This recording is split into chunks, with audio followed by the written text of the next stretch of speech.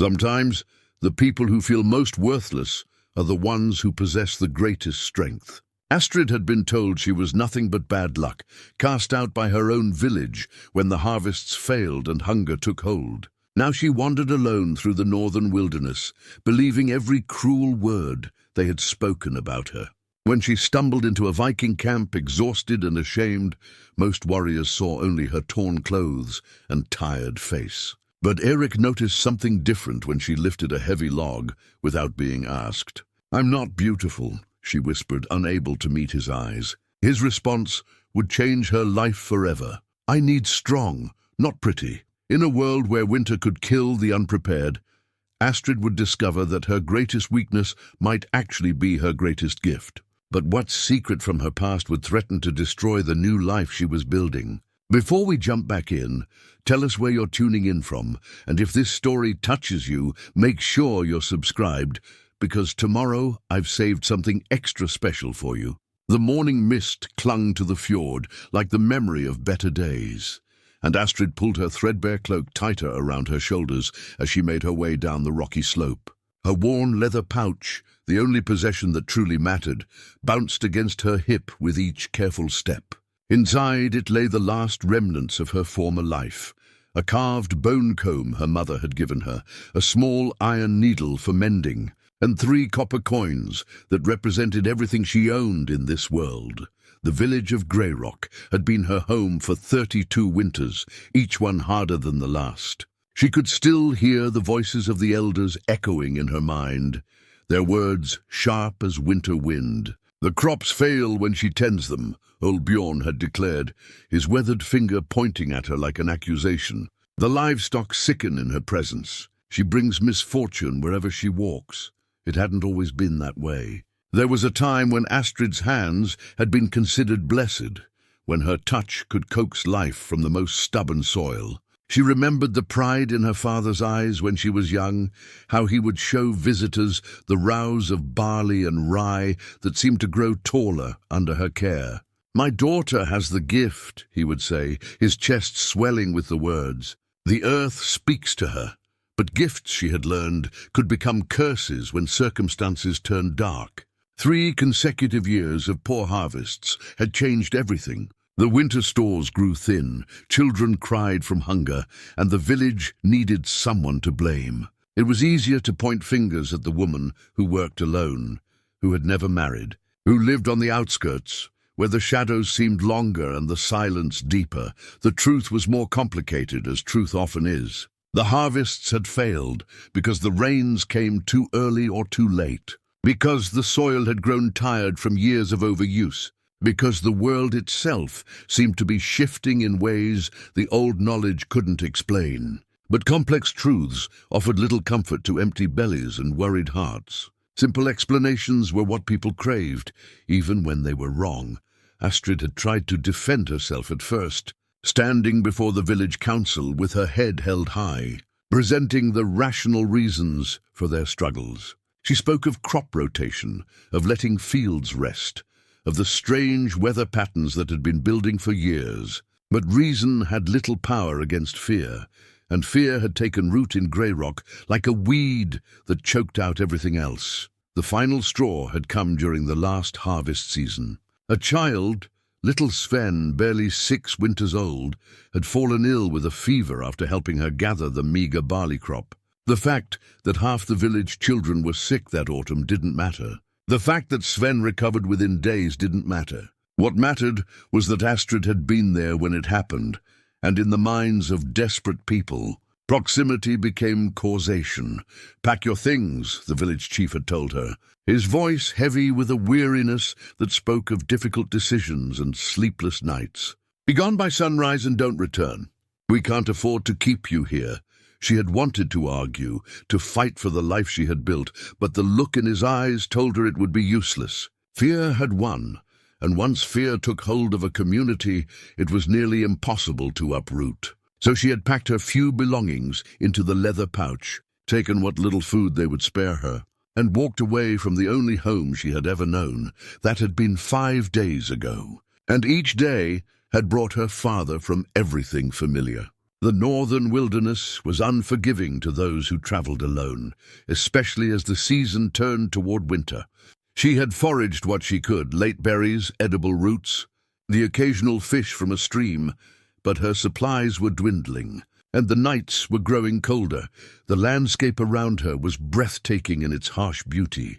Towering pine trees stretched toward a sky that seemed impossibly vast, their branches heavy with the promise of snow. Rocky outcroppings jutted from the earth like the bones of sleeping giants, worn smooth by countless years of wind and weather. In the distance, mountains rose like ancient sentinels, their peaks already crowned with white. It was in this wilderness that Astrid had learned something about herself she had never known before. Away from the suspicious eyes and whispered accusations of grey rock, she had discovered a resilience she didn't know she possessed. When her meager supplies of dried meat ran out, she had learned to catch fish with her bare hands. When her thin blanket proved insufficient against the cold, she had learned to build shelters from pine boughs and stones. When fear threatened to overwhelm her, she had learned to push it down and focus on the simple task of survival. Each small victory had built upon the last, creating something that felt almost like confidence. She was stronger than she had realized, more capable than anyone, including herself, had given her credit for. The village had seen her as cursed, as someone whose very presence brought misfortune. But out here, alone with only the wilderness for company, she was beginning to see herself differently. Still, strength could only carry a person so far, and Astrid knew her situation was becoming desperate. The first serious snowfall would make travel nearly impossible, and she was still days away from any settlement that might take her in. Food was scarce, and her worn boots were beginning to show holes that let in the cold and damp. She needed shelter, warmth, and provisions if she was going to survive what promised to be a brutal winter. It was these thoughts that occupied her mind as she crested a small hill and caught sight of something that made her heart skip. Smoke was rising from a valley below, not the thin wisps of a campfire, but the substantial columns that spoke of a permanent settlement. Her first instinct was relief. Here was help, shelter, the possibility of survival. But close on its heels came fear. What if these people reacted to her the same way the villagers of Grey Rock had? What if her reputation had somehow preceded her? She crouched behind a large boulder and studied the scene below. The settlement was unlike anything she had seen before. Where Grey Rock had been built for farming, with neat fields and careful planning, this place had the look of warriors. Sturdy wooden buildings clustered around a central hall, their rooflines adorned with carved dragons and other fierce beasts. Smoke rose from multiple fires, and she could see figures moving between the buildings with purpose and efficiency. Vikings. She had heard stories, of course. Everyone had. Tales of fierce warriors who raided distant lands, who sailed ships across impossible seas, who feared neither death nor devil. But she had never seen them up close, never had reason to venture into their territory. They were a people apart, with their own customs and their own laws. As she watched, a group of men emerged from the largest building, their voices carrying up to her hiding place on the wind. They moved with the confident gait of those accustomed to command, their weapons gleaming at their sides. Even from this distance, she could see the breadth of their shoulders, the way they carried themselves like men who had never known doubt. Astrid's hand unconsciously went to her leather pouch, fingering the familiar weight of her few possessions. She had two choices. She could try to circle around the settlement and continue deeper into the wilderness, hoping to find some other source of help before winter truly set in. Or she could approach these fierce strangers and hope that their laws included some provision for mercy. The wind picked up, carrying with it the scent of wood smoke and cooking meat. Her stomach clenched with hunger, reminding her of how little she had eaten in recent days. The practical part of her mind calculated the odds of survival if she continued alone into the mountains. They were not encouraging.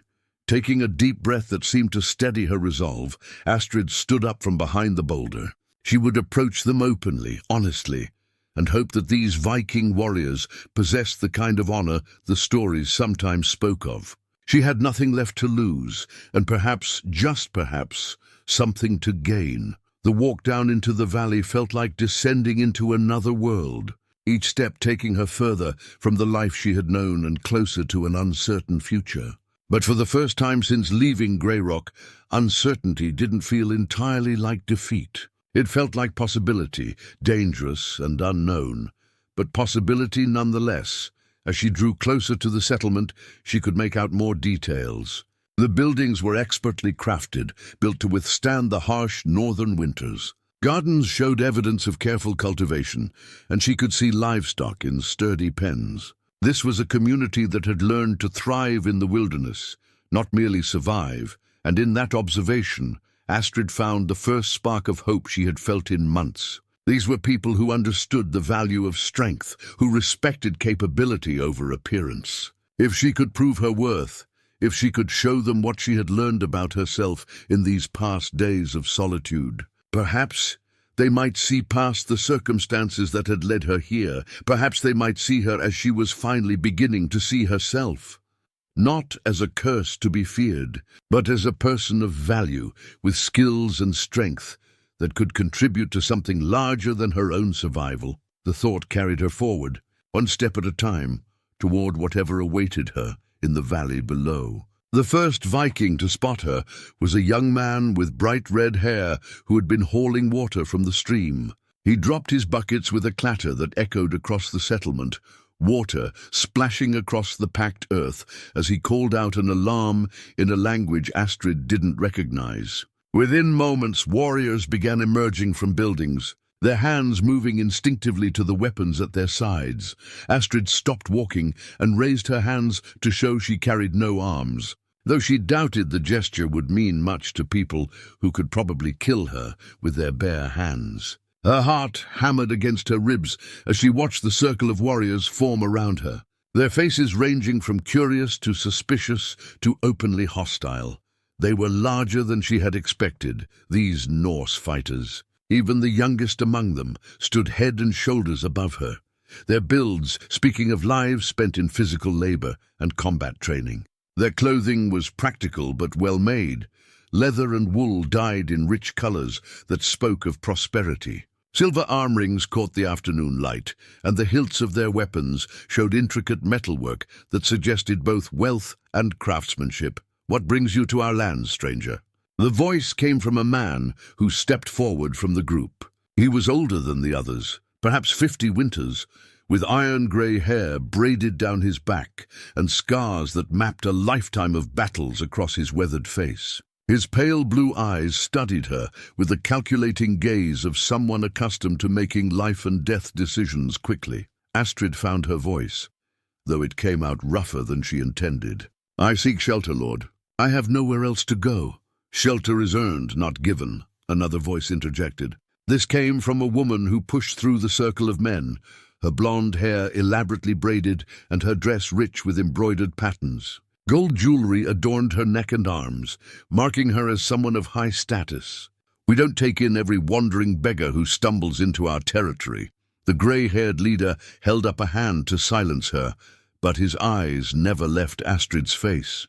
"You speak our tongue well for an outsider. Where do you come from?" Grey Rock Village, 3 days' walk to the south. Astrid kept her voice steady, though she could feel the weight of their collective scrutiny. "I was cast out when the harvests failed. They blamed me for their misfortunes." This drew murmurs from the gathered Vikings, some nodding with understanding, while others frowned with disapproval. The woman in rich dress stepped closer, her lip curling with disdain. "Cursed, then. All the more reason to send her away before she brings her bad luck to our lands."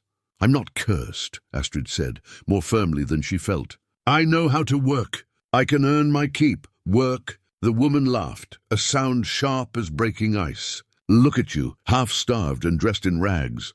What could you possibly contribute to a community like ours?" It was then that fate, or perhaps the gods, provided Astrid with her opportunity. A gust of wind, stronger than the others that had been building throughout the afternoon, struck the settlement with sudden force. Several of the Vikings staggered, and from somewhere behind the crowd came the sound of splintering wood and a man's curse. The woodpile, someone shouted. The wind's knocked over the winter stores! The circle around Astrid broke as people rushed toward the source of the commotion. She followed, her curiosity overcoming her caution, and found herself looking at a disaster that could mean the difference between comfort and suffering in the months ahead. A carefully stacked pile of split logs, easily the work of many days, had been toppled by the wind. The wood had scattered across a wide area, some pieces rolling dangerously close to the cooking fires. Without thinking, Astrid moved toward the nearest log. It was a thick piece of pine, heavy with sap and easily as long as she was tall. Two of the younger Vikings were struggling to lift it, their faces red with effort as they tried to coordinate their movements. "Careful with that," the grey-haired leader called out. That piece alone took half a day to split properly. Astrid studied the log for a moment, noting how the grain ran and where the wood was thickest. Then she stepped forward, positioned herself at what she judged to be the point of best leverage, and lifted. The log came up smoothly, her back and legs working in harmony as she carried it toward the reformed pile. The settlement fell silent, except for the wind. She set the log down carefully, making sure it was positioned to support the others that would follow, then turned back for another piece. This time, she chose a section that was awkward rather than simply heavy, a branched piece that would be difficult for two people to carry together. She maneuvered it onto her shoulder, balanced it carefully, and carried it to the pile, as if she had been doing such work her entire life. When she straightened and brushed bark chips from her hands, she found every eye in the settlement focused on her. The silence stretched until it became uncomfortable, broken finally by a slow clap from someone she hadn't noticed before. He stood apart from the others, leaning against the wall of a nearby building with his arms crossed over his broad chest. Where the other Vikings showed surprise or curiosity, his expression was one of thoughtful evaluation. He was younger than the grey-haired leader, but older than the red-headed youth who had first spotted her, perhaps 35 winters, with dark hair that showed premature streaks of silver and eyes the color of winter sky. "Interesting," he said, pushing away from the wall and walking toward her with the controlled grace of a predator. "Very interesting indeed."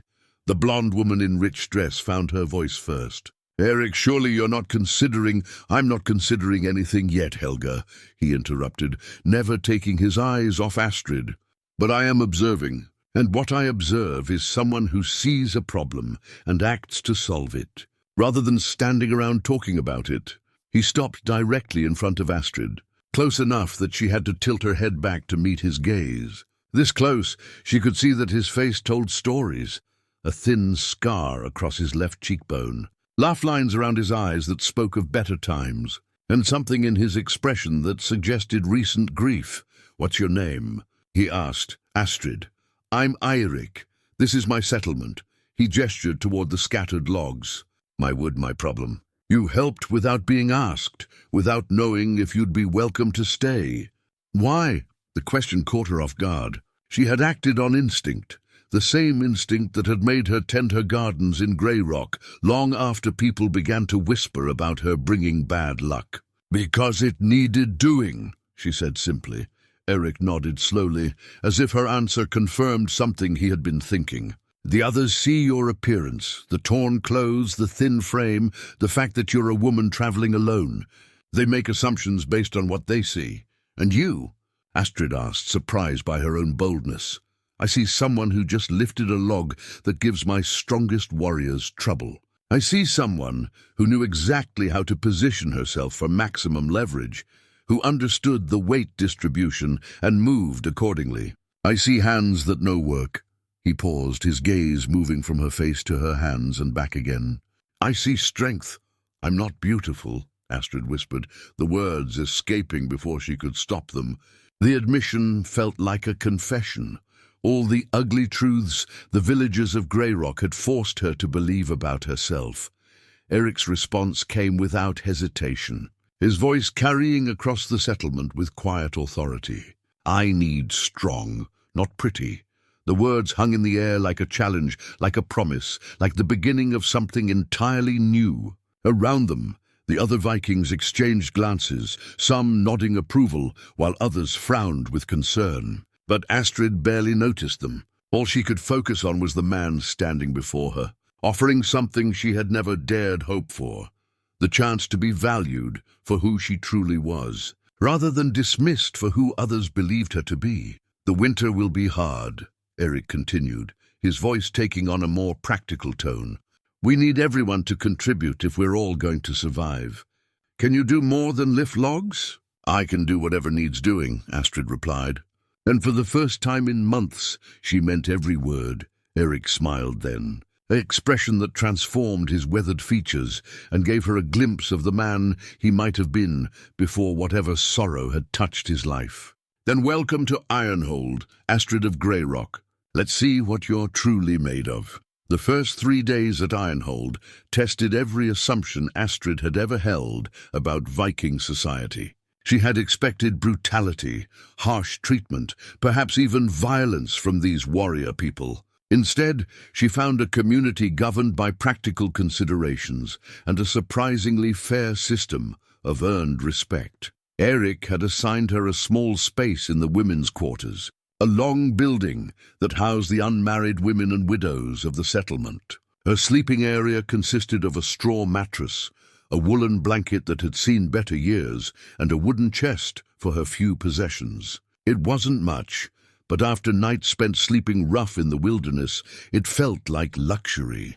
The other women regarded her with varying degrees of suspicion and curiosity. Some, like Helga, who she learned was the widow of Eirik's brother, made no effort to hide their disapproval.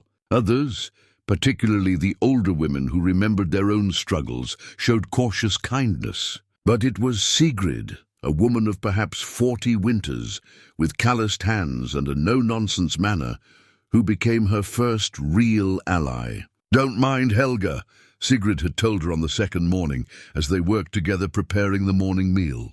"She's been trying to secure her position as mistress of this settlement since her husband died 2 summers ago.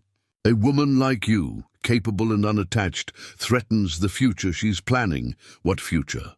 Astrid asked, though she suspected she already knew the answer. Marriage to Eirik, of course. She's been circling him like a hawk circles prey, waiting for his period of mourning to end. Sigrid's weathered hands worked efficiently as she spoke, kneading dough for the day's bread. "His wife died in childbirth 8 months ago, along with the child. Helga believes herself the natural choice for his next wife. She has the bloodline, the connections, and the understanding of how to manage a household this size." The iron cooking pot that Astrid had been cleaning slipped from her suddenly nerveless fingers, clanging against the wooden work table. Eirik had been married, had lost both wife and child. The grief she had glimpsed in his eyes suddenly made terrible sense. "I didn't know," she whispered. "Few speak of it openly," Sigrid said gently. "It's still too fresh, too painful. Ingrid was beloved here, kind, wise, with healing skills that saved many lives over the years. When the midwife said the birth was going badly, she shook her head. Some losses cut deeper than sword wounds." Astrid picked up the pot and resumed her cleaning, her movements automatic as her mind processed this new information. It explained so much about Eirik's behavior, the way he seemed to carry himself as if bearing an invisible weight. It also explained Helga's hostility toward any woman who might be seen as competition. "He's a good man," Sigrid continued, her voice taking on a note of fierce loyalty. "Fair in his judgments, generous with those in need, brave in battle. He deserves happiness again when he's ready for it. But Helga," she made a sound of disgust, "she sees only his position, his wealth, the status that comes with being the Jarl's wife." Jarl. The word hit Astrid like a physical blow. Eirik wasn't just the leader of this settlement, he was nobility, a man of rank and standing far above anything she could have imagined. And she, a cast-out farm woman with nothing to her name but the clothes on her back, had been bold enough to speak to him as an equal. "I should go," she said suddenly, panic rising in her throat. "I don't belong here." "I'm not. You're exactly what this place needs," Sigrid interrupted firmly. "Do you think birth or bloodline matter when the snow is falling and the work needs doing? Do you think Eirik cares about your family name when he sees you moving logs that challenge his strongest warriors? Before Astrid could respond, the door to the cooking hall swung open and Eirik himself entered, accompanied by two other men she recognized as his closest advisors. They moved with the confident ease of people accustomed to command, their conversation continuing as they approached the area where the women worked. The eastern fields will need to be cleared before the first snow, one of the men was saying. Those fallen trees from the storm last month are still blocking access to the storage buildings. How many men will you need? Eirik asked, his attention focused on the practical details of settlement management. At least 8, maybe 10. Some of those trees are massive. It'll take teams working together to move them safely.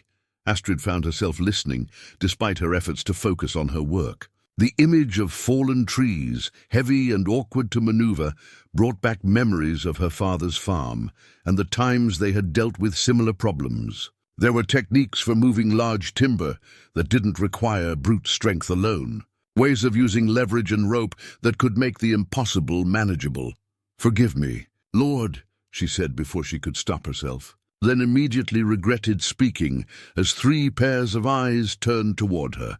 Eirik's expression was curious rather than annoyed. "You have thoughts about clearing timber?" "My father was a farmer," she said, feeling heat rise in her cheeks but pressing on. "We dealt with storm damage regularly. Sometimes the smartest approach isn't the most obvious one." "Explain." Astrid glanced around the room, noting that their conversation had drawn the attention of everyone present. Helga stood near the bread ovens, her face a mask of barely controlled irritation. The other women had paused in their work, some watching with interest. Others with the wary expressions of people who had seen outsiders overstep before.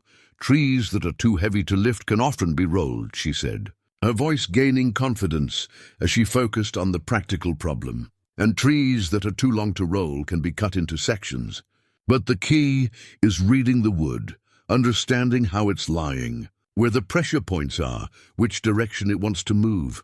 One of Eirik's advisors, a man with grey streaking his brown beard, frowned skeptically. "You're suggesting a woman knows better than experienced warriors how to handle heavy timber?" "I'm suggesting that experience comes in many forms," Astrid replied, meeting his gaze steadily. "A tree doesn't care if you're a warrior or a farmer. It only cares if you understand its weight and balance."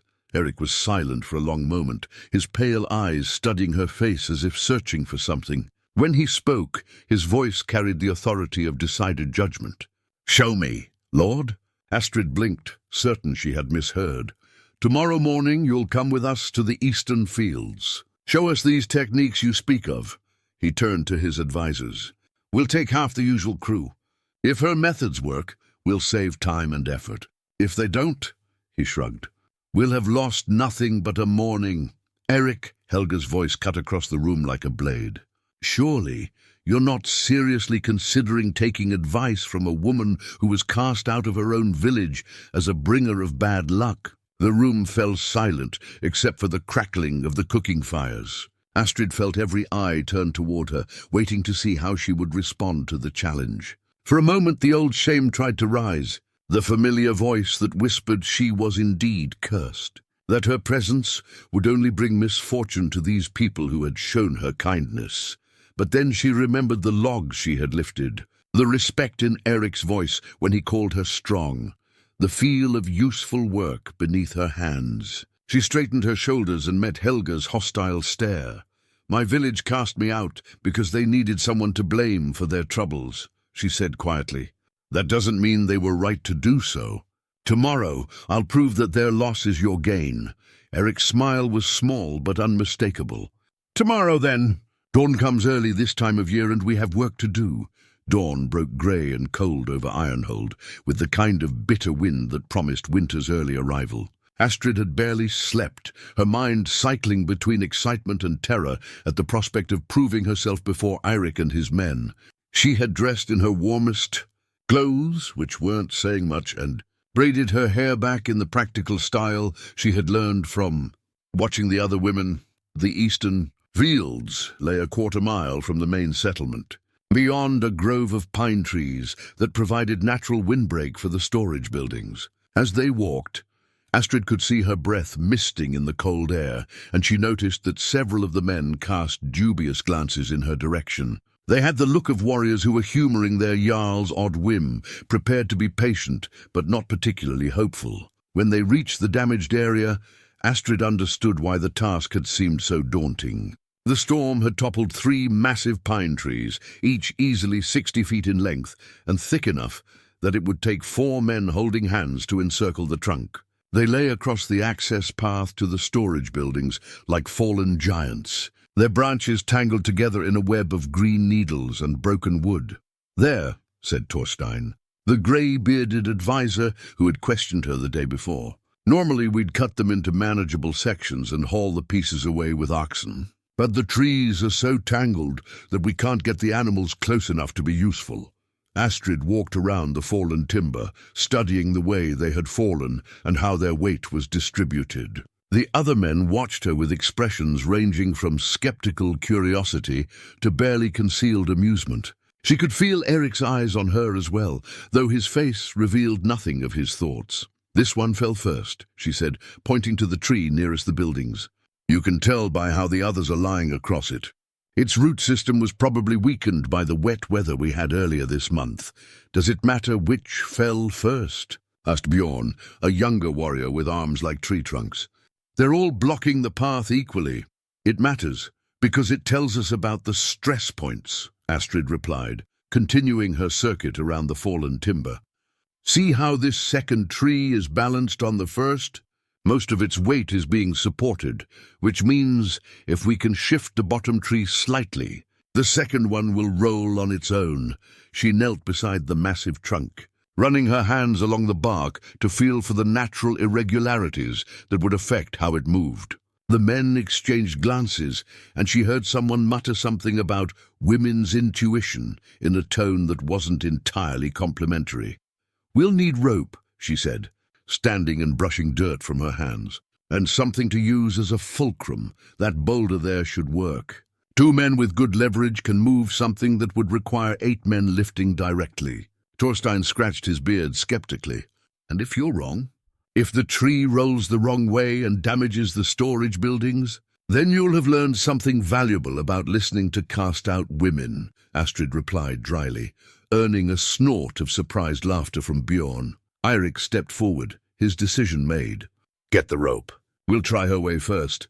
What followed was the most nerve-wracking hour of Astrid's life. Under her direction, the men positioned the boulder as a fulcrum point and wrapped rope around the massive trunk in a configuration that would allow them to apply rotational force rather than trying to lift the tree's dead weight. She had done similar work with her father, but never with timber this size, never with so much at stake. "Remember," she called out as 4 men took positions on the rope. "Steady pressure, not sudden jerks. Let the leverage do the work." The first attempt moved the tree perhaps 6 inches before the men had to rest. But those 6 inches proved her theory. As the bottom tree shifted, the second trunk began to settle in a new position, its weight redistributing exactly as she had predicted. "Again," Eirik commanded, and this time the tree moved a full foot. By the third pull, something magical began to happen. The massive trunk reached a tipping point and began to roll under its own momentum, slowly but inexorably moving away from the path. As it did, the second tree, freed from its previous position, rolled in the opposite direction, with a rumbling that shook the ground beneath their feet. Within moments, what had seemed like an impossible tangle of fallen timber had been reduced to 2 trees lying parallel to the path rather than across it. The way to the storage buildings was clear. The silence that followed was broken by Bjorn's delighted laughter. "By Thor's hammer, she did it. She actually did it!" "The third tree will be the trickiest," Astrid said quickly, before the praise could go to her head. "It's hung up in the branches of that standing pine. We'll need to be careful not to bring the whole thing down." But the mood had shifted. Where before the men had watched her with skeptical tolerance, now she saw genuine interest in their faces. They listened carefully as she explained how to use a controlled cut to release the tension in the hung tree. how to position themselves safely when it came down.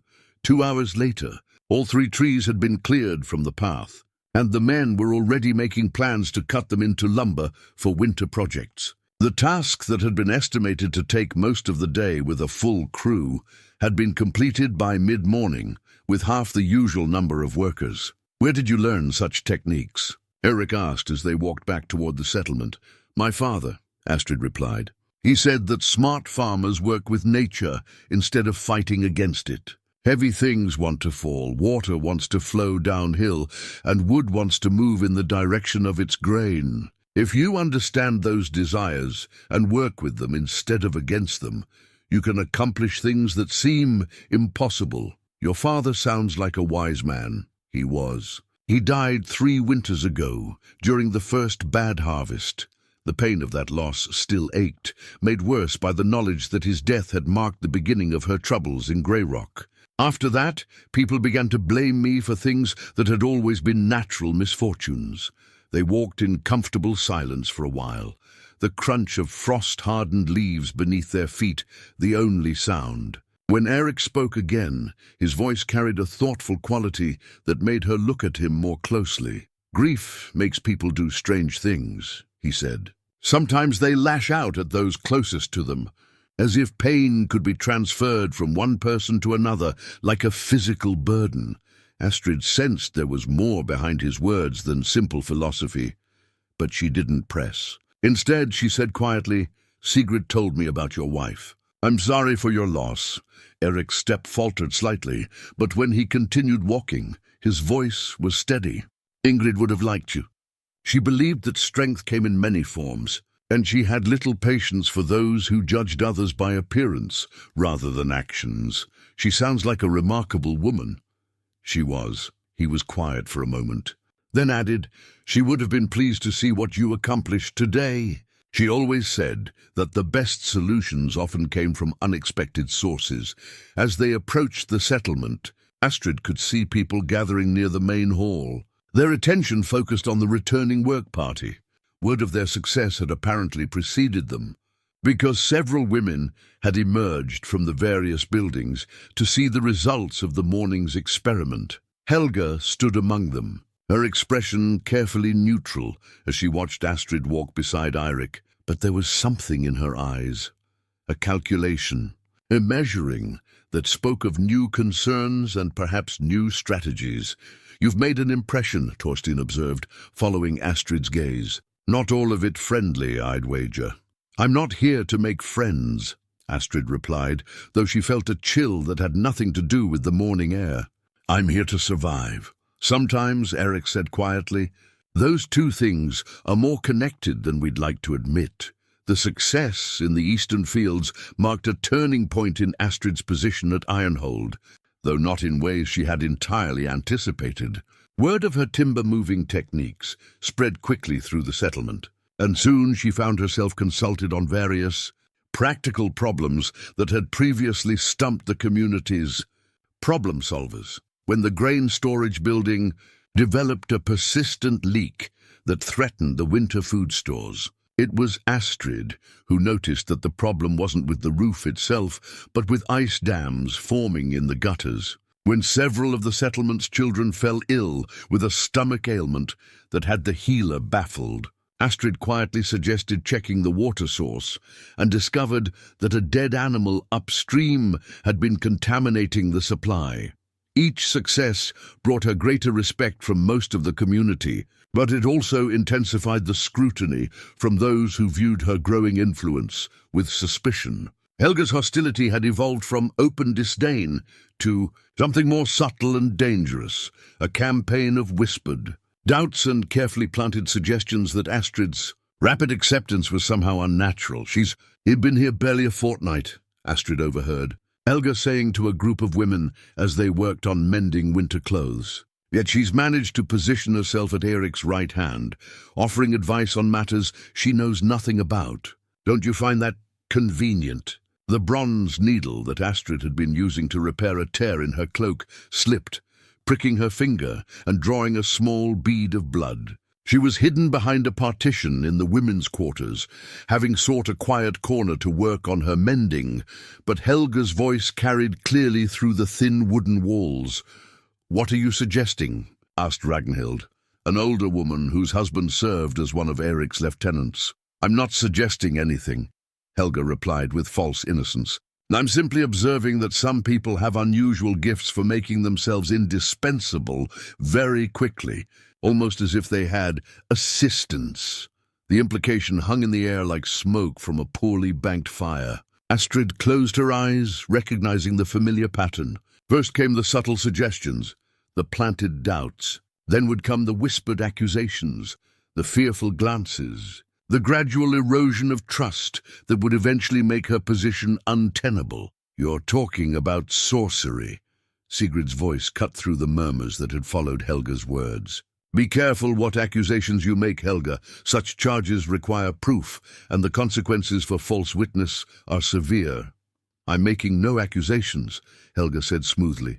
"I'm simply noting that Eirik has been different since she arrived. More decisive, perhaps. More willing to take risks. Some might call that good leadership.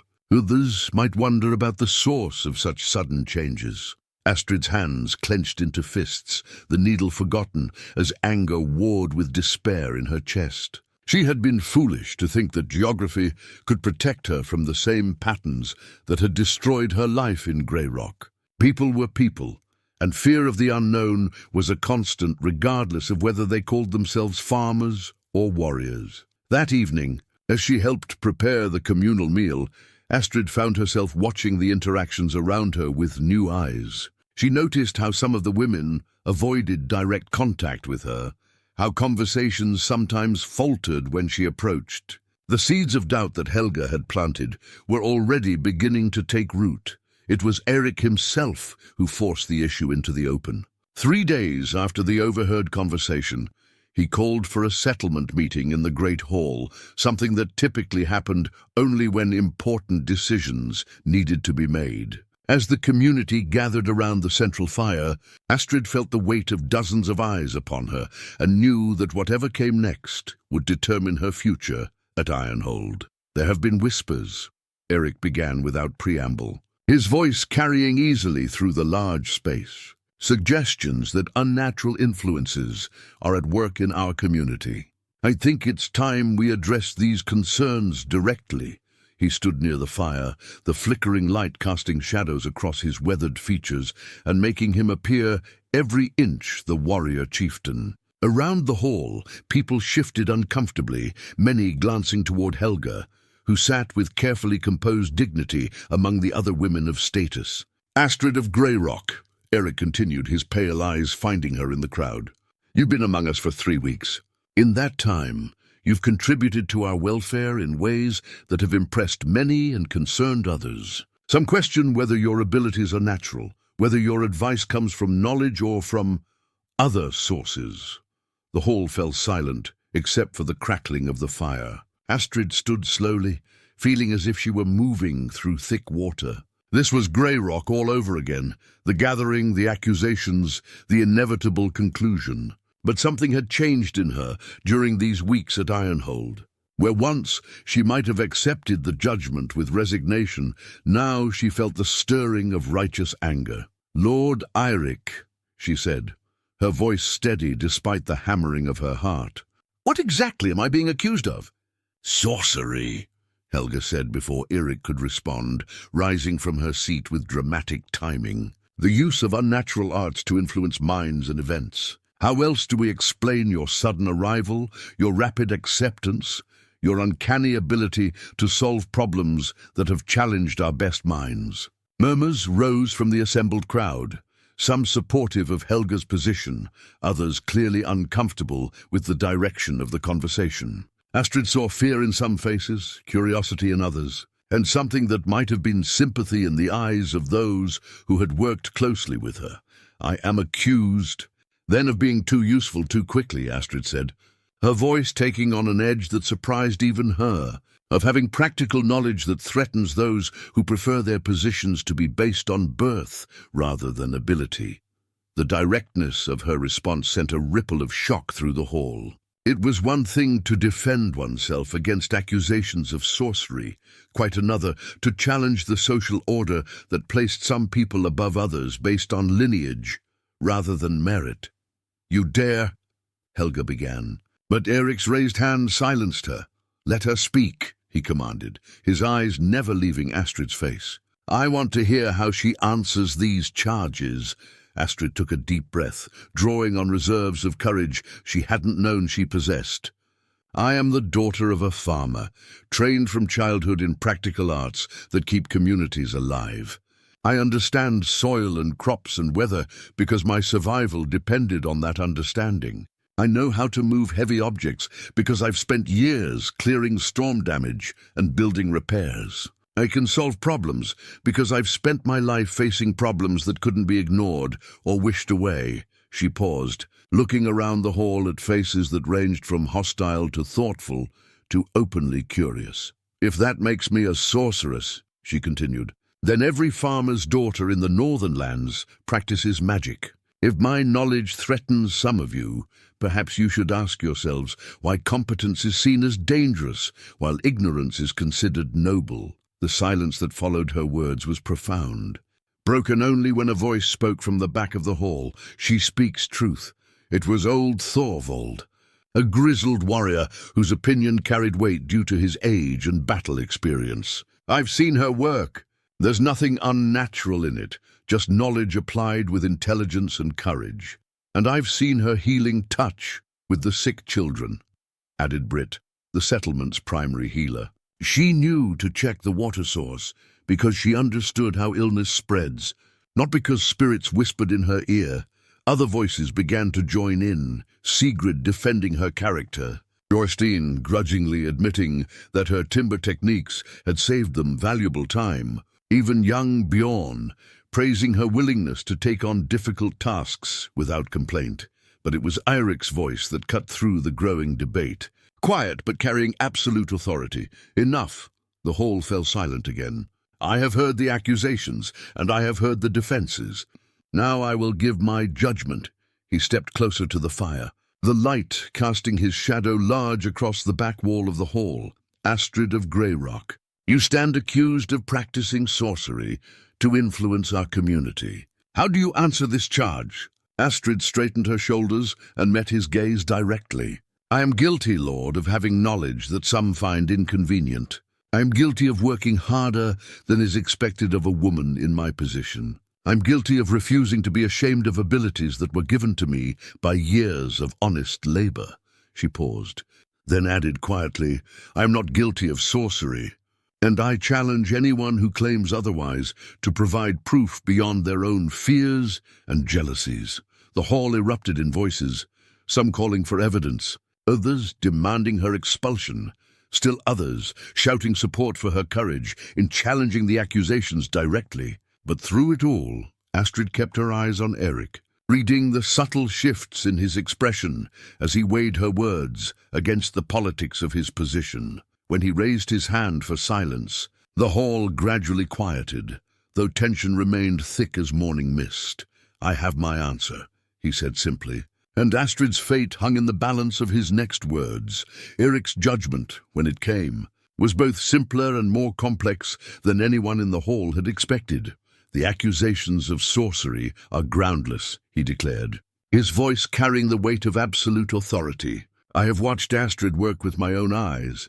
I have seen her methods, questioned her reasoning, and observed the results of her efforts. What I have witnessed is knowledge applied with skill and determination, nothing more, nothing less." Relief flooded through Astrid like warm honey. But Eirik wasn't finished. "However," he continued, and the single word sent a chill through the assembled crowd, "the concerns raised about rapid changes in our community deserve consideration, not because there is anything unnatural at work, but because change, even beneficial change, can be unsettling to those who have found comfort in familiar ways." He turned to address the hall as a whole, his pale eyes moving across the faces of his people with the careful attention of a leader who understood the delicate balance between progress and tradition. "Astrid, of Grey Rock will remain at Ironhold as a valued member of our community. But she will also submit to a period of observation, during which her methods and knowledge will be freely shared with others. If her abilities truly come from natural learning, then they can be taught. If they can be taught, then they can benefit all of us. It was a masterful solution that left no one entirely satisfied, but gave everyone something they could accept. Helga's faction could claim that their concerns had been heard and addressed through the observation period. Astrid's supporters could point to her vindication and continued acceptance in the community. And Eirik himself could maintain his authority while demonstrating both wisdom and fairness. As the crowd began to disperse, murmuring among themselves about the evening's revelations, Astrid found herself surrounded by a complex mix of emotions. She had won, but at a cost. Her every action would now be scrutinized, her methods questioned and analyzed. The freedom she had begun to taste at Ironhold would be constrained by the need to prove herself over and over again. "A word," Eirik said quietly as she moved toward the door with the other women. The request was phrased politely, but it carried the unmistakable weight of command. She waited as the hall emptied, watching the firelight dance across the carved beams overhead and trying to read the expression on her lord's face. When they were alone, except for a few servants clearing away the benches, he gestured for her to approach the fire. "You handled yourself well tonight," he said, without preamble. "Better than I expected, if I'm honest." Many would have groveled or pleaded. "You stood your ground and demanded proof of the charges against you. Was that wise?" Astrid asked, genuine uncertainty in her voice. "I may have won tonight, but I've also made enemies who won't forget this humiliation." "Helga was already your enemy," Eirik pointed out with pragmatic bluntness. Tonight's events changed nothing in that regard, except perhaps to show others that her accusations were driven by jealousy rather than genuine concern for the community's welfare. He moved closer to the fire, the light catching the silver threads in his dark hair and highlighting the lines that grief and responsibility had carved around his eyes. "But you're right to be cautious. The observation period I've imposed isn't just political theater, it's protection. For you and for me." "I don't understand." Eirik was silent for a long moment, staring into the flames as if they might reveal secrets hidden in their dancing patterns. When he spoke, his voice carried a weariness that spoke of sleepless nights and difficult decisions. "My wife's death changed things here in ways that go beyond personal grief. Ingrid was beloved, respected, trusted by everyone in the settlement. She served as an informal mediator in disputes, a source of counsel for both women and men, a bridge between different factions within our community."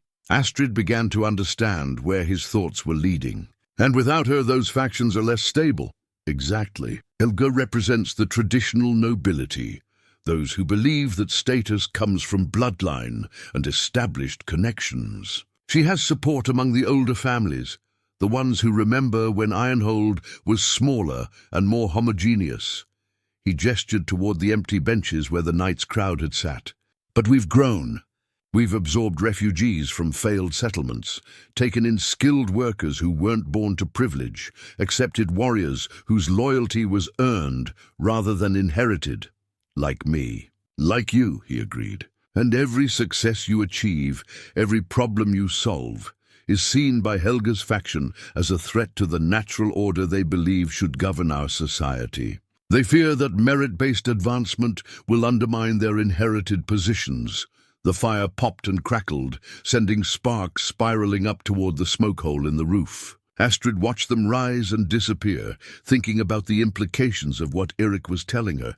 "So, my presence here isn't just about my own survival," she said slowly. "It's become part of a larger struggle over what kind of community Ironhold will be.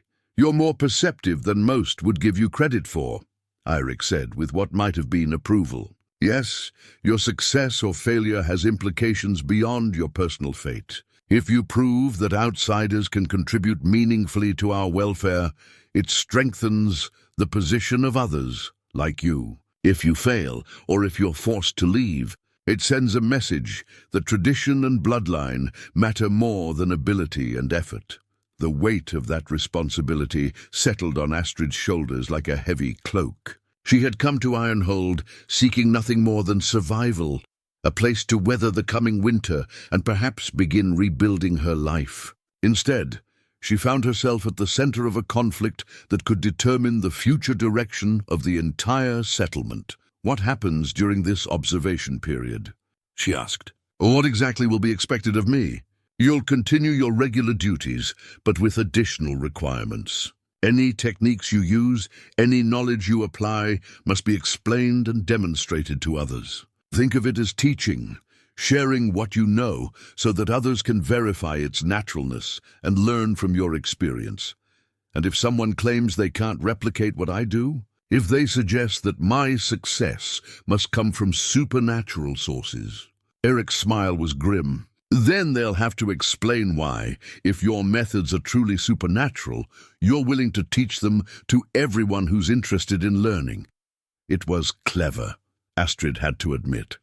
By requiring her to share her knowledge openly, Eirik had created a situation where accusations of sorcery would become increasingly difficult to maintain. Supernatural powers weren't typically things that could be taught and learned like ordinary skills. "There's something else," Eirik said, his voice taking on a different quality, more personal, less formal. "Something I need you to understand about the position you're in here." Astrid waited, sensing that whatever came next would be important. Helga's hostility toward you isn't entirely about social order or traditional values. There's a personal element that makes her opposition more dangerous than simple political disagreement. Sigrid mentioned that she has expectations regarding your future. Helga believes that marriage to me is her path to security and status. She's not entirely wrong. Such a marriage would certainly solidify her position and provide her with the protection that comes from being the Jarl's wife. He paused, studying Astrid's face in the firelight. "But she's also intelligent enough to recognize that other possibilities exist. Other women who might catch my attention and disrupt her carefully laid plans." The implication hit Astrid like a physical blow. "She sees me as a rival for your affections." The thought has occurred to her, yes, and that makes her opposition to you more personal than political, which in turn makes it more dangerous. Political enemies can sometimes be reasoned with or bought off. Personal enemies rarely give up so easily. Astrid felt her cheeks burn with embarrassment and something else she couldn't quite name. "Lord, I hope you don't think that I've presumed, that I would ever imagine." "I think," Eirik interrupted gently, "that you're an intelligent woman who understands the complexities of her situation better than most would in similar circumstances. I also think that Helga's fears aren't entirely without foundation." The words hung between them like a bridge that neither dared to cross completely. Astrid's heart hammered against her ribs as she tried to process the implications of what he had just said. Was he suggesting that his interest in her went beyond her practical skills? Or was he simply acknowledging the political reality that any unmarried woman in the settlement would be viewed as a potential match for the widowed Jarl? Before she could formulate a response, the great hall's door swung open and Thorstein entered, his expression urgent. "My lord," he said, barely glancing at Astrid. "There's news from the southern watchtowers. Riders approaching under a banner of truce. They say they carry a message from Jarl Magnus of Raven's Hollow." Eirik's entire demeanor changed in an instant, the personal conversation forgotten as the leader in him took control. "How many riders?" "What kind of escort?" "6 men, well armed but flying the peace banner. They're requesting permission to enter our lands and speak with you directly. Raven's Hollow." Eirik's voice carried a note that Astrid couldn't quite interpret. Not quite fear, but something close to it. "They're 3 days' hard ride from here." What message could be so urgent that Magnus would send riders through territory he's never shown interest in before? Astrid started to withdraw, recognizing that this was clearly a matter of high politics that didn't concern her. But Eirik's voice stopped her. "Stay. You should hear this as well. If Magnus is extending his reach this far north, It concerns everyone at Ironhold, newcomers and established residents alike. As Thorstein began to relay the details of the approaching delegation, Astrid found herself wondering if her trials were just beginning. The accusation of sorcery had been defeated, but if Eirik was right about the larger forces at work, her position at Ironhold was about to become even more complicated. The delegation from Raven's Hollow arrived the following afternoon, their horses steaming in the cold air and their weapons gleaming despite the peace banner that fluttered above them. Astrid watched from the women's quarters as 6 riders dismounted in the settlement's central courtyard, their movements carrying the confident ease of men accustomed to being welcomed wherever they traveled. At their head rode a man she didn't recognize, tall and broad-shouldered, with the kind of bearing that spoke of noble birth and military training. His cloak was richly decorated with silver thread, and the sword at his side showed the intricate metalwork that marked it as both valuable and functional. When he removed his helmet, pale blonde hair caught the afternoon light, and she could see that his face was younger than she had expected, perhaps no more than 25 winters. "That's Leif Magnusson," Sigrid whispered, appearing at Astrid's elbow with the silent efficiency she had perfected over years of managing household affairs. "Magnus's eldest son and heir, if he's here personally instead of sending a common messenger. The matter is either very important or very delicate, or both," Astrid murmured, watching as Eirik emerged from the great hall to greet his unexpected guests. Even from this distance, she could see the tension in his posture, the way his hand rested casually but deliberately near his weapon. The formal greetings and exchange of guest gifts took place in the courtyard, following protocols that Astrid was only beginning to understand. Bread and salt were offered and accepted, establishing the sacred bonds of hospitality that would protect the visitors during their stay. But beneath the civilized veneer, she sensed currents of suspicion and calculation that spoke of deeper complications. "You're honored to witness this," Helga's voice came from behind them, dripping with false sweetness. "Most farm women never see the true workings of power, the delicate negotiations that keep settlements like ours from being swallowed by larger neighbors." Astrid turned to face her antagonist, noting the careful way Helga had positioned herself to include several other women in the conversation. "Are we in danger of being swallowed?" "That depends on many factors," Helga replied, with the air of someone sharing privileged knowledge. "Magnus of Raven's Hollow has been expanding his influence for several years now. Smaller settlements have found it beneficial to accept his protection in exchange for certain considerations." "What kind of considerations?" Sigrid asked sharply. "Tribute, of course. A portion of harvests, young men for his war bands, craftwork for trade. The usual obligations that come with being under a stronger lord's protection." Helga's smile was razor-thin. "Of course, such arrangements also provide security. Magnus has never allowed any settlement under his protection to be raided or destroyed by enemies. The implication was clear: accept Magnus's terms, or risk being left vulnerable to whatever threats might emerge from the wilderness. It was the same logic that had driven countless small communities to surrender their independence throughout history. Better to serve a distant master than face uncertain dangers alone. That evening, the formal feast held in honor of the visiting delegation provided Astrid with her first close look at the politics that would determine Ironhold's future. She had been assigned to serve the high table, a duty that placed her close enough to overhear the carefully diplomatic conversations between Eirik and his guests. Leif Magnusson proved to be as politically skilled as he was young, his words carrying the perfect balance of respect and subtle threat that marked a born negotiator. He spoke of his father's admiration for Eirik's leadership, of the prosperity that had come to settlements that had accepted Ravenshollow's friendship, of the dangerous times that made such alliances more valuable than ever. "The world is changing, Lord Eirik," Leif said as Astrid refilled his cup with imported wine. "Old boundaries are shifting. New threats are emerging from both sea and land.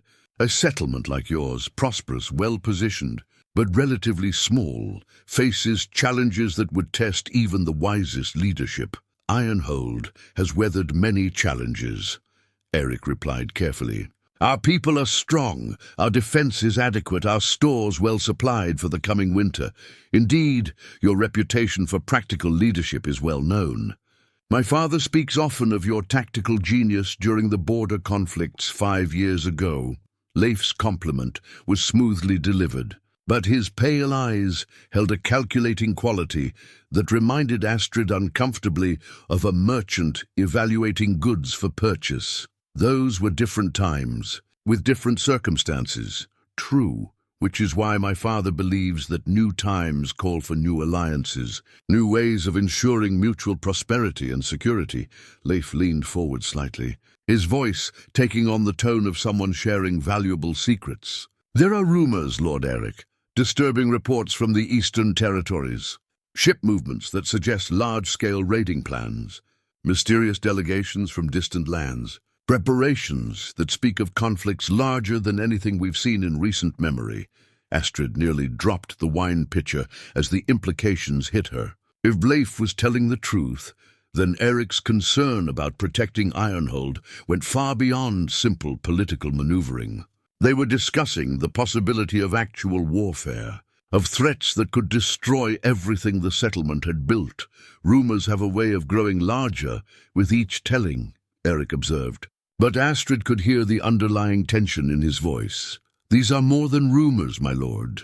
My father's network of allies and trading partners extends far beyond our immediate territory. The information comes from sources that have proven reliable in the past. Leif paused to take a sip of wine, letting the weight of his words settle. Large warbands are being assembled. Ships are being provisioned for extended voyages. And the targets being discussed include settlements very much like yours. The conversation continued in this vein for several more exchanges, each man probing the other's position while revealing as little as possible of his own intentions. But as Astrid moved around the table, refilling cups and clearing dishes, she began to understand the true nature of the choice being presented to Eirik: accept Magnus's protection and surrender Ironhold's independence in exchange for security. Refuse and face whatever threats were building in the wider world with only their own resources to depend upon. It was a devil's bargain, the kind of impossible choice that had destroyed countless leaders throughout history. But it was during the evening's entertainment, stories and songs performed by the settlement's bards that the true bombshell fell. Leif had been praising the quality of Ironhold's hospitality when his gaze fell upon Astrid as she moved quietly along the wall, collecting empty dishes. That woman, he said suddenly, his voice cutting through the gentle buzz of conversation. The dark-haired one serving near the wall. There's something familiar about her. Eirik's entire body went still, though his voice remained carefully neutral. She's a recent addition to our community, a refugee from a failed settlement to the south. Astrid of Greyrock, Leif said slowly, as if testing the name against his memory. Yes, I thought I recognized her. My father will be very interested to learn that she's found sanctuary here. The great hall seemed to contract around those words, conversations faltering as people sensed the sudden shift in atmosphere. Astrid found herself frozen in place, the stack of dishes in her hands suddenly feeling as heavy as stones. Your father knows of her? Eirik asked, his tone deceptively casual. Oh, yes. There was quite a stir when she disappeared from Greyrock. You see, Lord Eirik, Astrid of Greyrock isn't simply a cast-out farm woman seeking shelter. Leif's smile held all the warmth of winter steel. She's the daughter of Eirik the Wise, Magnus's former chief advisor and the man who designed the defensive strategies that made Ravenshollow unconquerable. The words hit the assembled crowd like a physical blow. Astrid heard gasps from around the hall, saw Helga's face transform with shock and calculation, felt the weight of dozens of stares as people processed this impossible revelation. More than that, Leif continued, clearly enjoying the dramatic effect of his announcement. She's also the woman who was betrothed to my younger brother Harold, a betrothal that was never formally dissolved, despite her unfortunate circumstances in recent years. Eirik's knuckles were white where they gripped his drinking horn, but his voice remained steady. That's quite a story. Are you certain of your facts? Completely certain. Eirik the Wise was Magnus's most trusted counselor until his death 3 years ago. His daughter was raised in Hollow's court, educated in statecraft and strategy alongside the nobility. When she was 16, a marriage was arranged between her and Harold as a way of cementing Eirik's family's position within our hierarchy. Leif turned to look directly at Astrid, his pale eyes holding hers with uncomfortable intensity. The arrangement was still in effect when she left our territory following her father's death. Technically, she remains betrothed to my brother, which makes her presence here complicated. The silence that followed was deafening. Astrid felt as if the floor had disappeared beneath her feet, as if everything she thought she knew about her situation had been revealed as illusion. She had fled to Ironhold to escape one set of accusations and complications, only to discover that her past had followed her in ways she could never have imagined. Of course, Leif added, with the casual cruelty of someone who held all the advantages, Magnus is a reasonable man. These matters can often be resolved through negotiation between allies. Which brings us back to the original purpose of my visit, the question of whether Ironhold wishes to benefit from Hollow's friendship and protection. The trap was perfectly sprung. Accept Magnus's terms and surrender Astrid to a marriage she had never wanted, or refuse and face both the loss of her presence and whatever military consequences might follow. Eirik had been maneuvered into a position where every choice carried devastating costs. As the hall erupted in whispered conversations and shocked exclamations, Astrid met Eirik's eyes across the room and saw in them a reflection of her own devastating realization. Her attempt to build a new life at Ironhold had just become the catalyst for the very conflict she had hoped to escape. The revelation of Astrid's true identity transformed Ironhold overnight. What had been whispered doubts about an outsider's influence became urgent questions about hidden loyalties and concealed purposes. The woman who had been accused of sorcery was now suspected of something potentially far more dangerous: espionage. Astrid found herself effectively under house arrest, confined to the women's quarters, while Eirik and his council deliberated on how to handle this unprecedented situation. Guards were posted outside, ostensibly for her protection, but their presence sent a clear message to anyone watching. She was no longer trusted to move freely through the settlement. "You should have told me," Eirik said when he finally came to see her on the second day following Leif's announcement. His voice carried a weariness that spoke of sleepless nights and impossible decisions. "Would it have changed anything?" Astrid asked, not looking up from the bronze needle she was using to mend a torn cloak. Busy work, to keep her hands occupied while her mind raced through increasingly desperate possibilities. "It would have changed how I prepared for this moment." She did look up then, studying his face for any sign of the man who had once told her he needed strong, not pretty. What she saw was the Jarl, the leader whose primary responsibility was protecting his people from threats both external and internal. "I didn't lie to you," she said quietly. "Everything I told you about my exile from Grey Rock was true. I was cast out because they blamed me for the failed harvests. I did wander alone through the wilderness before stumbling into your territory, but you didn't mention that your father was Eirik the Wise, or that you were raised in Magnus's court, or that you're technically betrothed to his son, because none of that felt relevant to who I am now." The words came out more sharply than she intended, but the accumulated stress of the past few days had worn away her usual restraint. "That life ended when my father died. Whatever I was in Hollow, whatever arrangements were made on my behalf, they meant nothing once I became a refugee seeking shelter wherever I could find it." Eirik moved closer, settling onto the wooden stool that was the only other piece of furniture in her small sleeping area. This close, she could see the lines that worry had carved around his eyes, the way his shoulders carried the weight of leadership like a physical burden. "Tell me about your father," he said. Tell me about Eirik the Wise.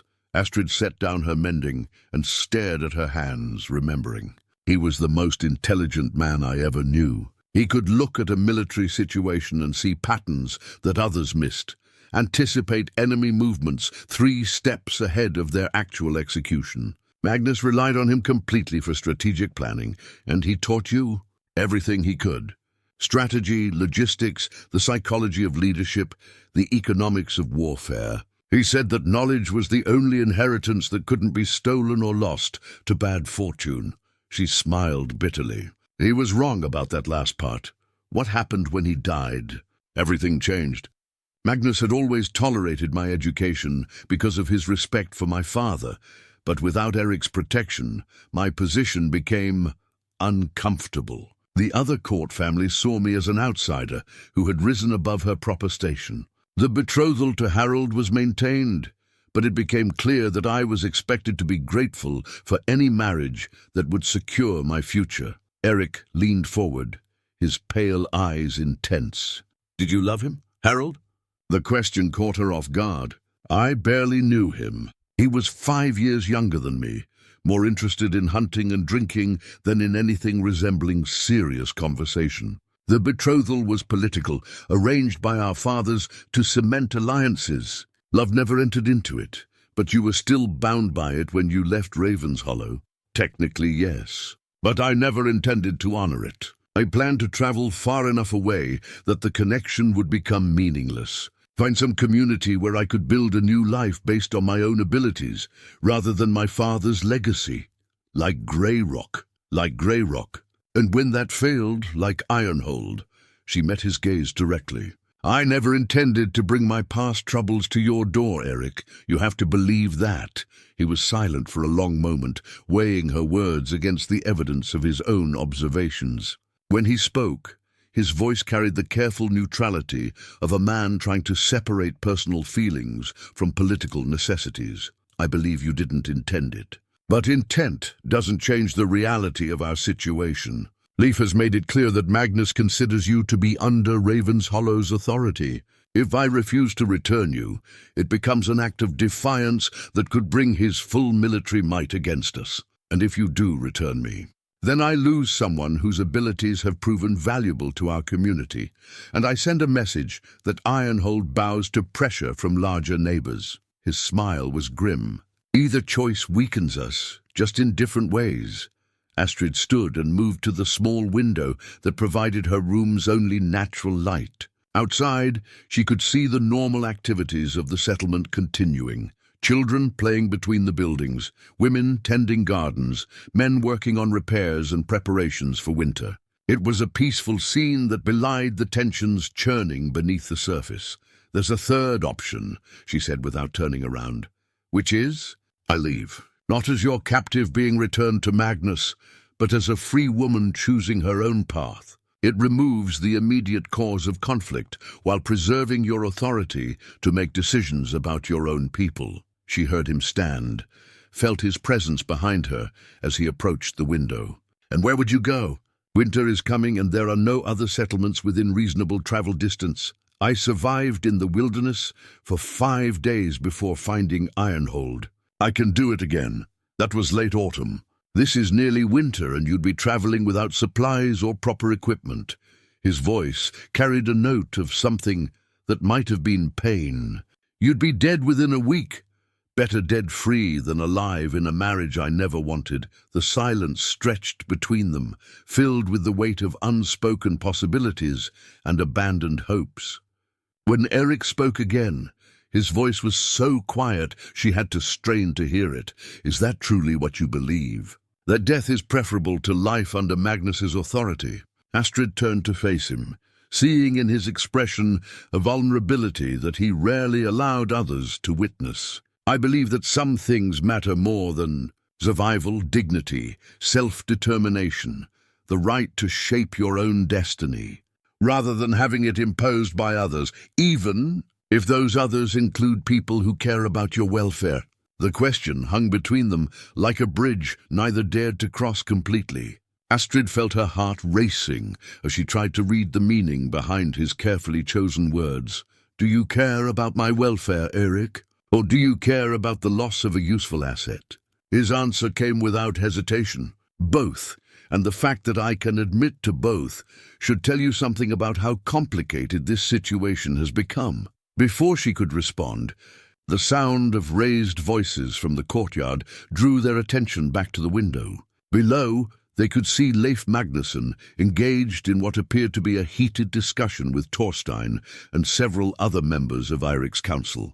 The young heir's gestures were becoming increasingly animated, his voice carrying enough to suggest that his diplomatic patience was wearing thin. "He's pushing for an immediate decision," Eirik observed. Magnus probably gave him authority to negotiate terms, but not to extend the discussions indefinitely. How long do we have? Today, I think. Maybe tonight. After that, refusal to cooperate will be seen as an insult that demands response. Astrid watched the scene below, noting how the settlement's normal activities had slowed as people tried to listen to the argument without appearing to do so. The tension was affecting everyone, creating an atmosphere of uncertainty that would only worsen if the crisis continued much longer. "I want to see him," she said suddenly. "Leif?" "Yes. If I'm going to be the subject of negotiations, I should at least hear the terms being discussed firsthand." Eirik frowned. "That's not how these things are typically handled. Women aren't usually included in formal political discussions. I'm not a typical woman in a typical situation. And my father didn't raise me to be passive when my future was being decided by others." She turned to face him fully. "I know Magnus. I know how he thinks, and I understand the political pressures that drive his decisions. That knowledge might be useful to you, or it might confirm his suspicions that you're here as some kind of agent working against Ironhold's interests. Then let me prove otherwise. Let me speak with Leif and demonstrate that my loyalties lie with the community that accepted me when I had nowhere else to go." Eirik studied her face for a long moment, weighing risks against potential benefits. Finally he nodded slowly. "Very well, but understand that whatever happens in that meeting will likely determine not just your fate, but the future relationship between Ironhold and Ravenshollow. The stakes couldn't be higher." "I understand," Astrid replied, though she wondered if either of them truly comprehended the forces they were about to set in motion. As they prepared to leave her quarters and face whatever awaited them in the great hall, Astrid touched the leather pouch at her side, the only possession that had traveled with her from her old life to her new one. Inside were the simple tools and treasures that had sustained her through exile and hardship, but also something else, a small scroll her father had given her years ago, sealed with his personal mark and intended for emergencies. She had never broken the seal, never read whatever message Eirik the Wise had left for his daughter to discover in her darkest hour. But as she followed Eirik toward what might be the most important conversation of her life, she found herself wondering if that time had finally come. The great hall felt different when Astrid entered it for what might be the last time as a member of Ironhold's community. The morning light streaming through the high windows seemed harsher, the carved beams overhead more imposing, the very air thick with tension that made each breath feel deliberate and measured. Leif Magnusson stood near the central fire, no longer the diplomatic guest of 2 days ago, but a man whose patience had reached its limits. His pale eyes tracked Astrid's movement across the hall with the focused attention of a hunter watching prey, and she could see in his expression the calculating satisfaction of someone who believed victory was within reach. "Lady Astrid," he said, his voice carrying the formal courtesy that barely concealed underlying steel. "How good of you to join us. I was beginning to think you might be avoiding this conversation." "I avoid nothing that concerns my future," Astrid replied, settling onto the bench that Eirik indicated with a subtle gesture. "Though I confess surprise that my past should be of such interest to Ravenshollow after 3 years of apparent indifference." Leif's smile was razor-thin. "Indifference, hardly. My father has made numerous inquiries about your whereabouts since your departure from our territory. Eirik the Wise's daughter doesn't simply vanish without causing concern among those who valued her father's service, valued enough to ensure his daughter's welfare after his death. Marriage to Harold would have ensured your welfare quite adequately. It still will when you return to fulfill your obligations. The casual certainty in his voice sent ice through Astrid's veins, but she kept her expression neutral. Around the hall, she could sense the presence of Eirik's council members, their attention focused on every word of this exchange that would determine their settlement's future. "What obligations?" she asked. "I was never consulted about the betrothal, never asked for my consent, never given any choice in the matter. How can I be bound by agreements I had no part in making?" "Because that's how such arrangements work," Leif replied, with the condescending patience of someone explaining obvious facts to a child. "Your father agreed to the betrothal on your behalf, as was his right. His death didn't dissolve the contract. It simply transferred the responsibility for fulfilling it. To whom I was of age when my father died. By what authority do you claim the right to compel my marriage?" Leif's expression hardened slightly, the diplomatic mask slipping to reveal something colder underneath. "By the authority of tradition, law, and the practical realities of power. You are Eirik the Wise's daughter, heir to his obligations as well as his legacy. That legacy includes honoring the commitments he made on behalf of his family." Astrid felt Eirik's presence beside her like a steadying anchor, though she knew he was walking the same political tightrope that threatened her own balance. One wrong word from either of them could trigger consequences that would extend far beyond this hall. "And if I refuse," she asked quietly, "then you force my father to choose between allowing his authority to be openly defied and taking whatever steps are necessary to maintain the respect that keeps Ravenshallow's territories stable and secure." Leif's voice took on the tone of someone delivering an ultimatum. "Magnus has invested considerable resources in locating you, Astrid. He won't simply accept your refusal and walk away." "What kind of resources?" Eirik's voice cut through the tension like a blade, sharp and direct. Leif turned to face him, and Astrid saw something shift in the young heir's expression, a calculation of exactly how much truth this situation required, the kind that demonstrates his commitment to seeing this matter resolved. Leif replied carefully. "Magnus doesn't make idle threats, Lord Eirik. If diplomatic solutions prove inadequate, he's prepared to pursue other options. Military options, if necessary. Though I hope we can avoid such unpleasantness through reasonable negotiation. The threat hung in the air like smoke from a signal fire, impossible to ignore and equally impossible to mistake." Astrid felt the weight of everyone's attention, knew that her next words might determine whether Ironhold faced the coming winter in peace or found itself preparing for war. It was then that she remembered the sealed scroll in her leather pouch, the emergency message her father had left for circumstances exactly like these. Her hand moved instinctively to touch the familiar weight at her side, and in that moment, she made a decision that would change everything.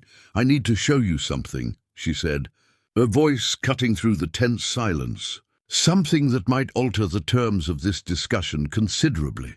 Both Eirik and Leif watched as she opened her pouch and withdrew the small scroll, its wax seal still intact after 3 years of careful preservation. The sight of it seemed to have an immediate effect on Leif. His eyes widened slightly, and she saw recognition flash across his features. "Is that—" he began, then stopped himself. "Eirik the Wise's personal seal," Astrid confirmed, holding the scroll where everyone could see the distinctive mark pressed into the crimson wax. "A message he left for me to open only in dire circumstances. I believe those circumstances have arrived." With deliberate care, she broke the seal and unrolled the parchment, her eyes scanning the familiar script of her father's handwriting. What she read there made her breath catch in her throat, the implications so staggering that she had to read it twice to believe what she was seeing. When she looked up, her face had gone pale, but her voice was steady. "Leif Magnusson, I think you should sit down. What I'm about to share will change everything about this negotiation, and possibly everything about the future of both our territories." The silence in the great hall was so complete that Astrid could hear the crackling of the fire and the distant sound of wind against the walls. Every eye was fixed on the scroll in her hands, waiting for revelations that might reshape the political landscape of the Northern Territories. "My father," she began, her voice carrying clearly through the space, "was more than Magnus's chief advisor. He was also his most trusted keeper of secrets, including secrets that Magnus believed died with him." Leif's face had gone rigid, his earlier confidence replaced by something that looked suspiciously like fear. "What secrets?" Astrid's eyes moved to the parchment, reading aloud words that had waited 3 years to see daylight. "To my beloved daughter, if you are reading this, then circumstances have forced you to face dangers I hoped you would never encounter. Know that your father's legacy extends beyond the strategies and counsel I provided to Magnus. Hidden within Ravenhollow's archives, in the locked chest beneath my private study, lies documentation of agreements that Magnus would prefer to keep buried."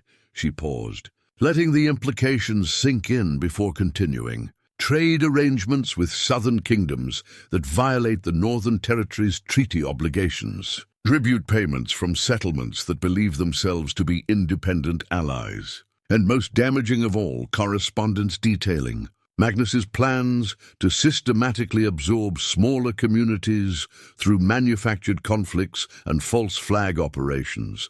The effect of these words was immediate and dramatic. Leif lunged forward as if to snatch the scroll from her hands, but Eirik's swift movement blocked his path, the Jarl's hand falling meaningfully to his sword hilt. "Sit down," Eirik commanded, his voice carrying absolute authority. "Let her finish." "You don't understand," Leif said, his diplomatic composure completely shattered. "That information, if it exists, could destabilize the entire region. Other Jarls, the trading councils, even the king himself would what?" Astrid asked with dangerous quiet. "Would be interested to learn that Magnus has been violating treaties and manipulating smaller settlements into submission through deception. Yes, I imagine they would be very interested indeed." She looked down at the scroll again, her father's careful script providing guidance from beyond the grave. Eirik the Wise anticipated that this knowledge might one day be needed to protect those he cared about. He arranged for copies of the most damaging documents to be hidden in 3 separate locations, with instructions for their release should anything happen to him or his family. Copies. Leif's voice cracked slightly on the word. "Complete copies, witnessed and sealed by neutral parties who can verify their authenticity." My father was nothing if not thorough in his preparations. Astrid's smile held no warmth whatsoever. "One set was hidden here in the Northern Territories. Another was sent to the southern trading cities. The third was placed in the care of the king's own record keepers, with instructions to open it only upon receipt of a specific code word." The implications crashed over the room like a winter storm. If Eirik the Wise had indeed prepared such insurance against Magnus's potential betrayal, then the balance of power in this negotiation had just shifted dramatically in Astrid's favor. "What do you want?" Leif asked, his voice barely above a whisper. "I want to be left alone," Astrid replied simply. "I want to build a life based on my own choices, my own abilities, my own determination of what my future should hold. And I want assurance that Ironhold and its people will face no retaliation for offering me sanctuary. And in exchange, those documents remain hidden. The treaties stay unviolated, the trade agreements continue undisturbed, and Magnus's reputation as an honorable leader remains intact." She paused, letting the full weight of the bargain settle. "But if I disappear, if I'm forced into marriage against my will, if any harm comes to me or to the people who have shown me kindness, then my father's insurance policy activates automatically." Eirik leaned forward slightly, his strategic mind clearly working through the implications. "How automatically?" "Trusted friends in 3 different territories have standing instructions.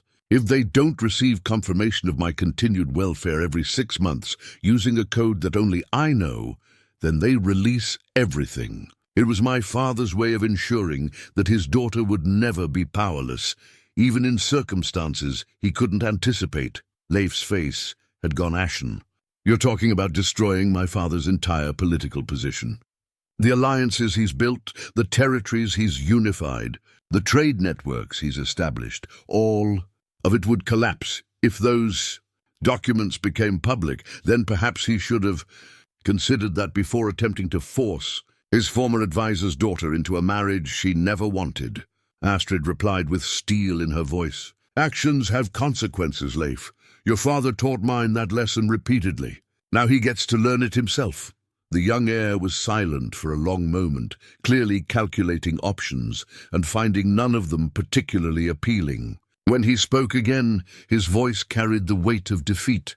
"What assurance do I have that you'll honor this agreement? How do I know you won't release the information anyway, once you're safely beyond our reach?" Astrid smiled then, the first genuine expression of warmth she had shown since the confrontation began. "Because unlike your father, I have no interest in destroying innocent people to achieve my goals. Magnus's subjects deserve stable leadership, even if they don't deserve Magnus himself. I want freedom, not revenge.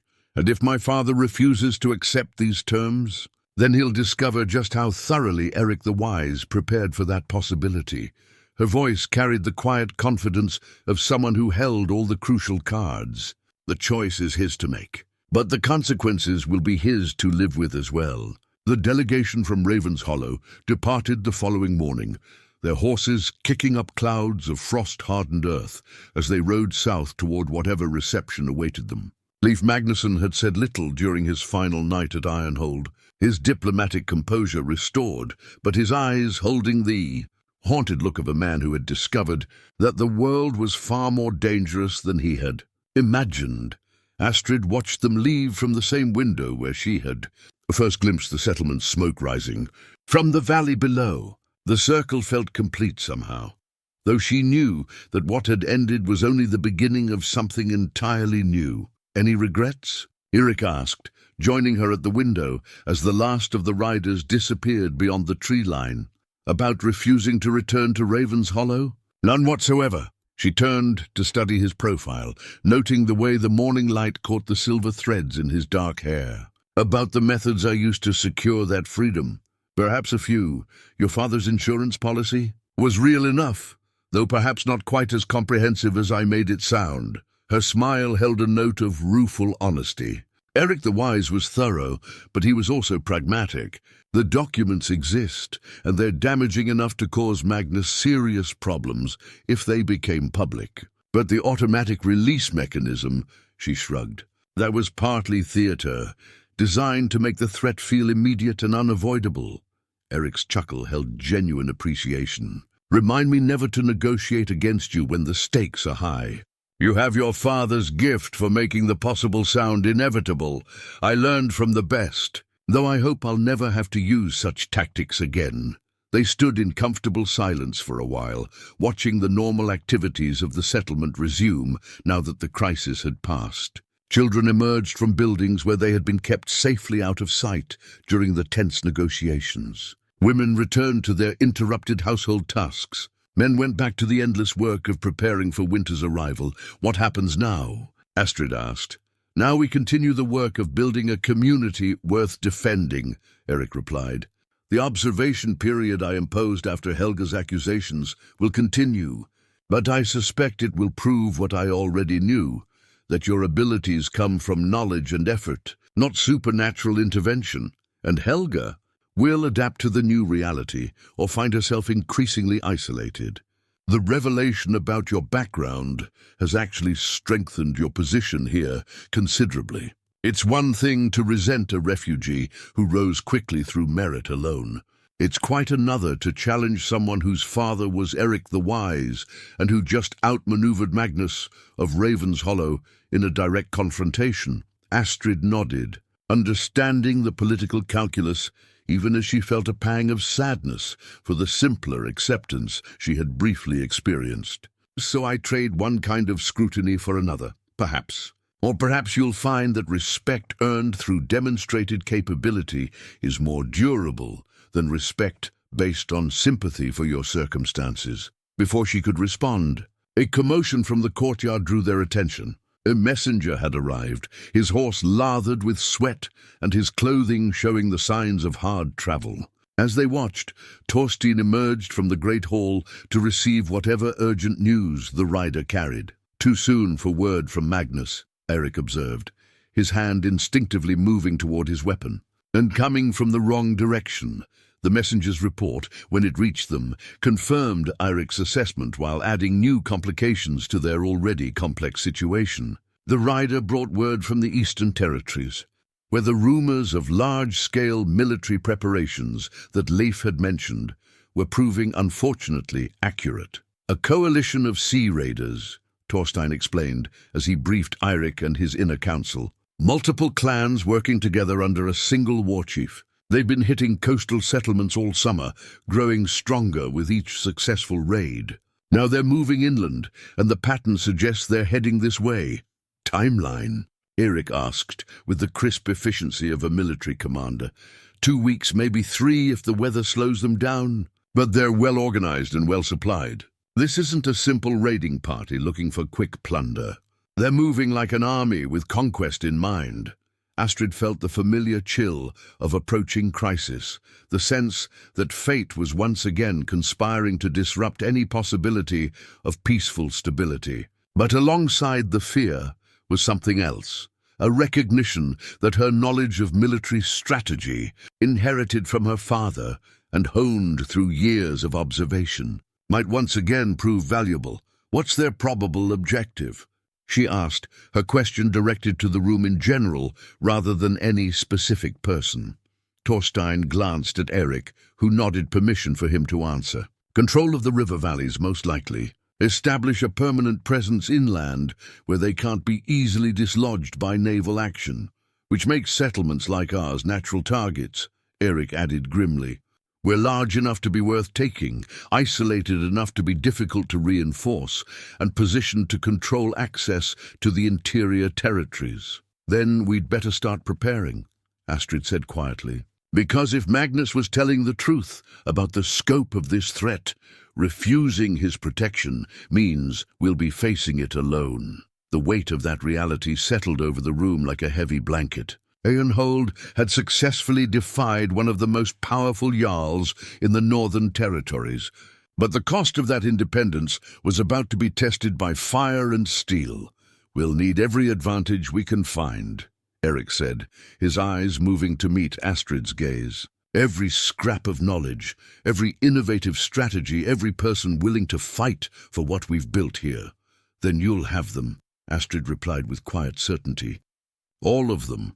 As the council began the urgent work of preparing their defenses, Astrid touched the leather pouch at her side, empty now of its most dangerous secret, but still holding the simple tools and treasures that had sustained her through exile and hardship. She had come to Ironhold seeking nothing more than survival. What she had found was worth fighting for.